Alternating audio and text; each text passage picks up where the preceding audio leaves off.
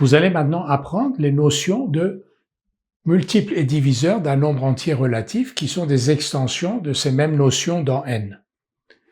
Si A et B sont deux entiers relatifs, A divise B si et seulement si il existe un entier relatif K tel que B égale K fois A.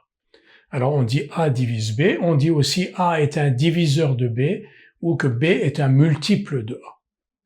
Propriété, tout nombre entier relatif A divise 0, en effet, 0 s'écrit sous la forme de 0 fois A, donc il existe un K qui est égal à 0, tel que 0 égale 0 fois A, donc tout nombre entier relatif A divise 0.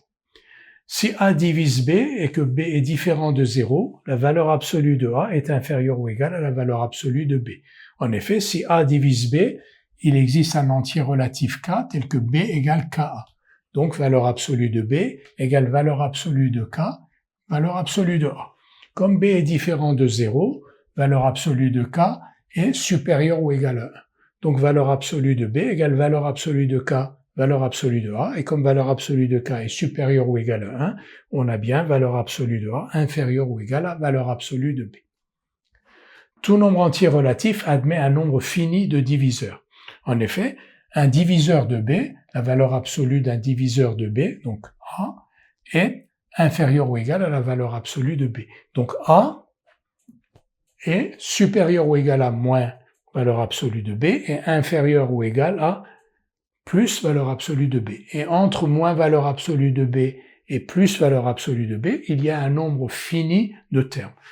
Il y a un nombre fini de termes. Si on veut même les compter, entre moins valeur absolue de B et plus valeur absolue de B, il y a exactement 2 valeurs absolues de B plus 1 termes. Et donc, il ne peut y avoir qu'au plus 2 valeurs absolues de B plus 1 diviseur de B. Et donc, un nombre fini en tout cas. Soit C, D, U, V des entiers relatifs. Ça, c'est un résultat important que vous aurez souvent à utiliser dans les exercices. Si A divise B et A divise C, alors A divise UB plus VC, c'est-à-dire toute combinaison linéaire de B et de C à coefficient dans Z. Par exemple, si A divise B et A divise C, A va diviser 2B plus 3C, 5B moins 6C. Donc, toute combinaison linéaire à coefficient dans Z de B et de C.